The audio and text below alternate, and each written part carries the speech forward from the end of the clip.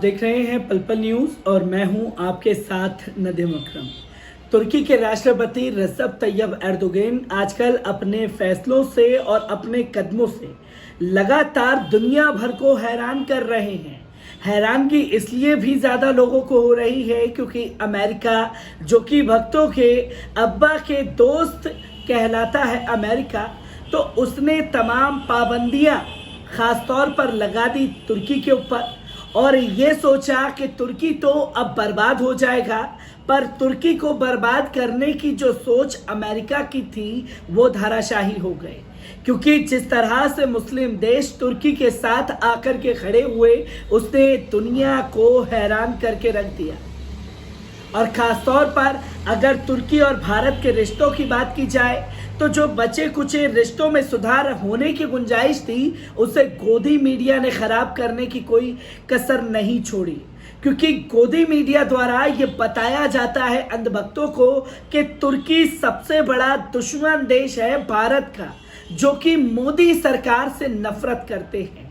इस नफरत की इंतहा तब पार कर दी गई जब बॉलीवुड एक्टर आमिर खान तुर्की के राष्ट्रपति और उनकी पत्नी से मुलाकात करते हुए तस्वीरें सोशल मीडिया पर वायरल कर देते हैं। और जब सोशल मीडिया पर ये तस्वीरें वायरल होती हैं तो गोदी मीडिया, जिसका साफ शब्दों में कहा जाता है कि नंगा नाच करना शुरू कर देती है, जो कहती है कि देखिए आमिर खान को भारत के दुश्मन देश से है बहुत प्यार, पर आज जो अंधभक्तों के लिए दुश्मन देश करार देने पर तुर्की को तुला हुआ है, उसी तुर्की ने नीरज चोपड़ा के लिए बड़ा कदम उठा दिया है।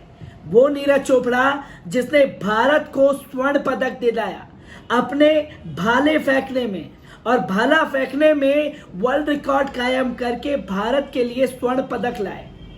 और अब गोदी मीडिया उसी तुर्की की तारीफ करता हुआ दिखाई दे रहा है। और अब दोगला रवैया, जो दोगला चेहरा है गोदी मीडिया का, वो खुल करके लोगों के सामने आ गया। क्या कुछ कदम तुर्की द्वारा उठाए जा रहे हैं और कैसे सोशल मीडिया पर लगातार मुस्लिम देशों के हीरो बन करके तुर्की के राष्ट्रपति रजब तैयब एर्दोगन उभर रहे हैं, इन तस्वीरों पर नजर डालते हैं। आपको बता दें कि भारतीय खेल प्राधिकरण साई की टारगेट ओलंपिक पोडियम योजना ने ओलंपिक स्वर्ण पदक विजेता नीरज चोपड़ा के तुर्की में अभ्यास शिविर में अधिक समय तक रहने के लिए 5.5 लाख रुपए की वित्तीय सहायता को मंजूरी दे दी है। भारत के स्टार भाला फेंक खिलाड़ी नीरज चोपड़ा ने भारतीय एथलेटिक्स महासंघ के साथ संयुक्त प्रस्ताव दिया था। वे इस समय तुर्की के अंताल्या में अभ्यास कर रहे हैं। चोपड़ा और उनके कोच डॉक्टर क्लाउस मार्च के आखिरी में तुर्की से हैं और अगले 14 दिन और अभ्यास करना चाहते हैं। वे आगामी राष्ट्रमंडल खेल, एशियाई खेल और एथलेटिक्स विश्व चैंपियनशिप के लिए तैयारी कर रहे हैं। साई के अनुसार आर्थिक सहायता में चोपड़ा और उनके कोच के रहने, यात्रा, खान पान और चिकित्सा बीमा का खर्चा शामिल है। इनमें दोनों को प्रतिदिन $50 का दैनिक भत्ता शामिल है। जहां भारत सरकार ने पैसे देने के लिए रजामंदी हुई, तो वहीं तुर्की ने साफ शब्दों में उन्हें आने की और उन्हें ठहरने की पूरी तरह से इजाज़त दे दी। तुर्की के इस कदम ने अंधभक्तों को भी आईना दिखा दिया, जो किसी कलाकार को लेकर के या किसी खिलाड़ी को लेकर के अपनी नफरत की राजनीति करते हैं। और तुर्की ने दुनिया भर को ये मैसेज दे दिया है अपने कदम से कि खिलाड़ी और कलाकार को इस नफरत की राजनीति से दूर रखना चाहिए ताकि देश का गौरव ये लोग बढ़ा सकें। तो तुर्की के इस कदम को दुनिया भर से लोग जो हैं तारीफ करते हुए दिखाई दे रहे हैं।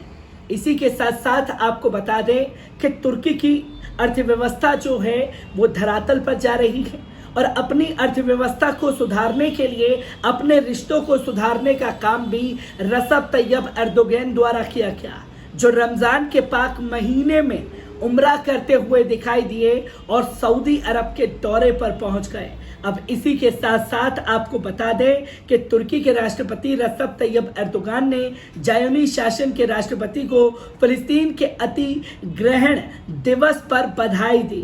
रसब तैयब एर्दोगान ने टेलीफोन वार्ता में ज़ायोनी शासन के राष्ट्रपति इसहाक हेरजोग को फिलिस्तीन के अधिग्रहण दिवस पर बधाई दी। ज्ञात रहे कि इजराइल फिलिस्तीन के अधिग्रहण दिवस को आज़ादी दिवस के रूप में मानता है। समाचार एजेंसी फोर्स की रिपोर्ट के अनुसार इस टेलीफोन वार्ता में इजराइल के राष्ट्रपति इसहाक हेरजोग ने तुर्की के राष्ट्रपति को ईद उल फित्र की बधाई दी।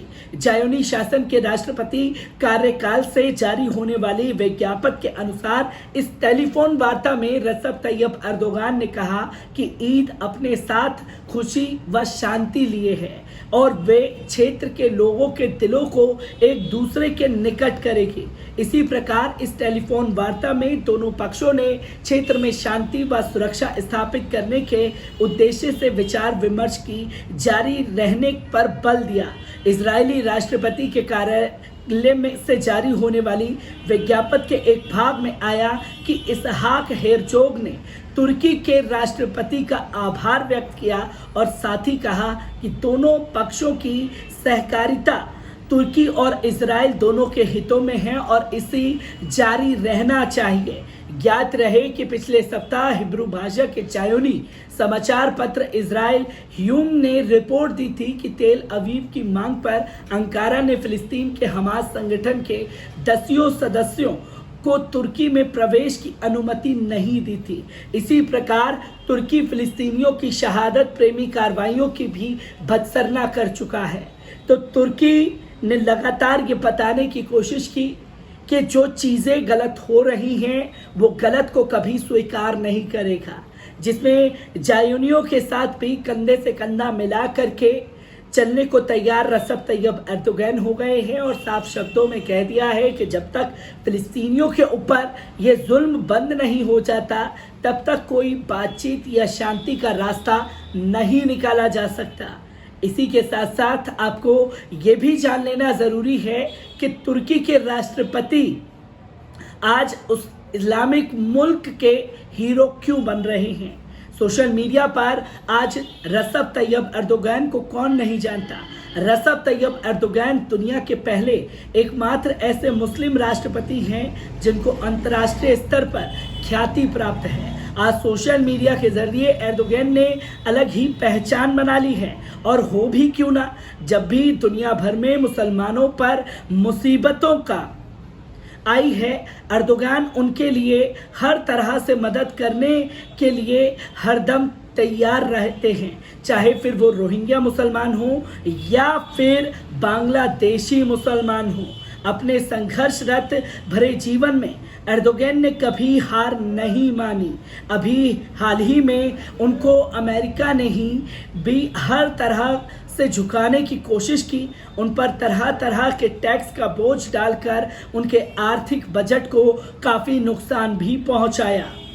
यहाँ तक कि तुर्की से आने वाले सामान का ही उन्होंने आयात बंद करवा दिया था। वक्त की नज़ाकत को देखते हुए एक एक कर कई मुस्लिम देश तुर्की के राष्ट्रपति के समर्थन में आ गए और अमेरिका की जो चाल तुर्की को घेरने की थी वो कहीं ना कहीं नाकाम साबित हो गई, जिसकी तस्वीरें लगातार सोशल मीडिया के जरिए सामने आती रहती हैं। मैं तमाम खबरें रसब तैयब एर्दोगान से जुड़ी आप लोगों के साथ साझा करता रहूँगा। दीजिए इजाज़त, शुक्रिया।